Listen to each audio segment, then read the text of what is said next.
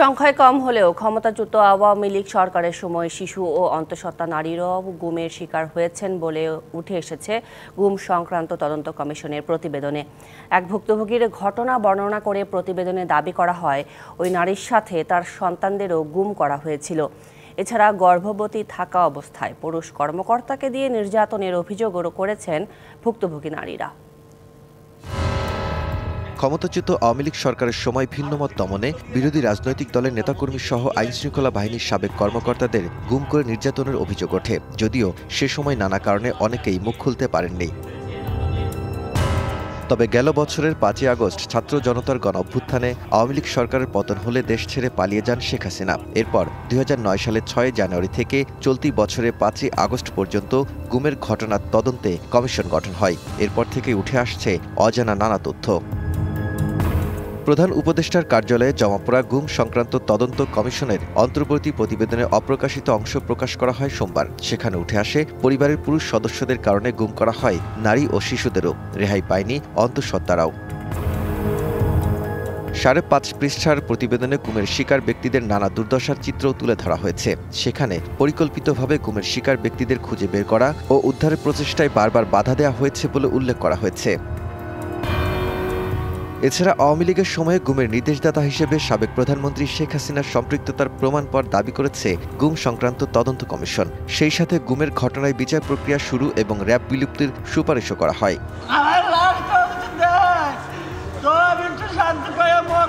Daud Khan, DBC news, Dhaka.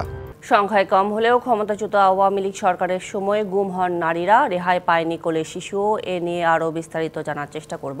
আমাদের সাথে বার্তা কক্ষ থেকে যুক্ত হয়েছেন deputy chief reporter Daud Khan.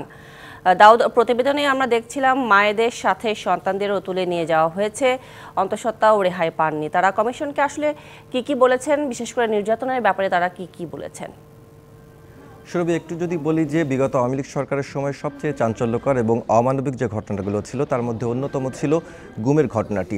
এবং পরবর্তীতে আমরা দেখতে পাই যে সেই সময়ে যারা গুমের ঘটনার শিকার হয়েছিলেন, বিশেষ করে রাজনৈতিক দল অর্থাৎ ভিন্ন মতের যারা ছিলেন এবং বিরোধী দলীয় যে রাজনৈতিক দলগুলোর নেতারা ছিলেন তাদেরকে কিন্তু গুম করা হয়েছে এবং অনেকে কিন্তু ফিরেও এসেছিলেন এবং তখন কিন্তু কেউ আইনি প্রতিকার পাননি। তবে পরবর্তীতে দেখা যায় যে ৫ আগস্টে ছাত্র জনতার গণ অভ্যুত্থানের পর যখন ক্ষমতাচ্যুত আওয়ামী লীগ সরকার এবং একই সাথে সাবেক প্রধানমন্ত্রী শেখ হাসিনা তিনি যখন ভারতে পালিয়ে যান, এর পরবর্তীতে দেখা যায় যে নিখোঁজের যারা স্বজনেরা রয়েছেন তারা কিন্তু আন্দোলন করেছেন এবং বিক্ষোভ প্রদর্শন করেছেন এবং সেখানে তারা তাদের স্বজনদের ফিরে পাবার জন্য সরকারের অর্থাৎ অন্তর্বর্তীকালীন সরকারের কাছে তারা দাবিও তুলেছিলেন। পরবর্তীতে একটি তদন্ত কমিশন গঠন করা হয় গুম সংক্রান্ত এবং সেখানে বলা হয় যে পুরো আওয়ামী লীগ সরকারের সময়ে যে সমস্ত ব্যক্তি গুমের শিকার হয়েছেন তারা কেন গুমের শিকার হয়েছিলেন এবং একই সাথে তারা কেন আইনি প্রতিকার পাননি সে বিষয়টি যেন তদন্তে উঠে আসে এবং সে সংক্রান্ত তদন্ত প্রতিবেদন কিন্তু আমরা দেখতে পেয়েছি অন্তর্বর্তীকালীন সরকারের কাছে কয়েকদিন আগে পেশ করা হয়েছে এবং সেখান থেকে আসলে আংশিক একটি অংশ সোমবার আসলে গণমাধ্যমের কাছে তুলে ধরা হয়েছে এবং সেখানে আমরা দেখতে পেলাম আরও একটি নতুন তথ্য। অর্থাৎ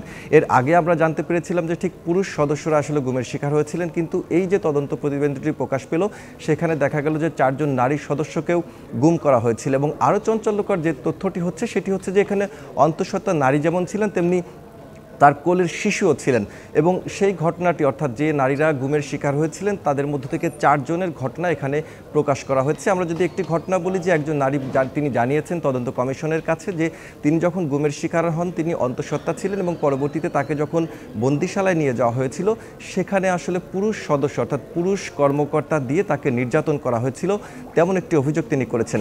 আরও একটি চাঞ্চল্যকর তথ্য আমরা একটি ঘটনাতে পেয়েছি, অর্থাৎ একজন নারী অভিযোগ করেছেন তার শিশু সন্তান সহ তাকে গুম করা হয়েছিল এবং সেই শিশুকে আসলে পরবর্তীতে একটি রাস্তায় ছুঁড়ে ফেলে দেওয়া হয়েছিল এবং আইনশৃঙ্খলা রক্ষাকারী একটি বাহিনীর কথা তারা এখানে তুলে ধরেছেন এবং সেই শিশুকে কিন্তু দেখা যায় পরবর্তীতে একজন মসজিদের ইমাম তার পরিবারের কাছে পৌঁছে দিয়েছে। অর্থাৎ এরকম কিন্তু নানাবিধ ঘটনা আমরা দেখতে পেয়েছি। এখন এখানে বেশ কয়েকটি বিষয় উঠে আসে, অর্থাৎ যারা গুমের শিকার হয়েছিলেন তাদের মৌলিক অধিকারের বিষয়টি এখানে উঠে এসেছে। অর্থাৎ গুমের শিকার যারা হয়েছিলেন, যে সকল সদস্যরা গুম হয়েছিলেন তারা যখন আইনি প্রতিকার চাইতে সে সময় আইনশৃঙ্খলা রক্ষাকারী বাহিনীর কাছে গিয়েছেন, বিশেষ করে থানায় গিয়েছেন, তারা কিন্তু কোনো ধরনের আইনি প্রতিকার পাননি এবং থানা থেকে তাদেরকে ফিরিয়ে দেওয়া হয়েছে এবং একইভাবে তাদেরকে কিন্তু হুমকিও দেওয়া হয়েছে এবং সেখান থেকে তারা এমনও কথা শুনেছেন যে উপরে নির্দেশ আছে, যে কারণে তারা বলেছেন যে তাদের এই আইনি প্রতিকারটি এখন দেওয়া সম্ভব হচ্ছে না।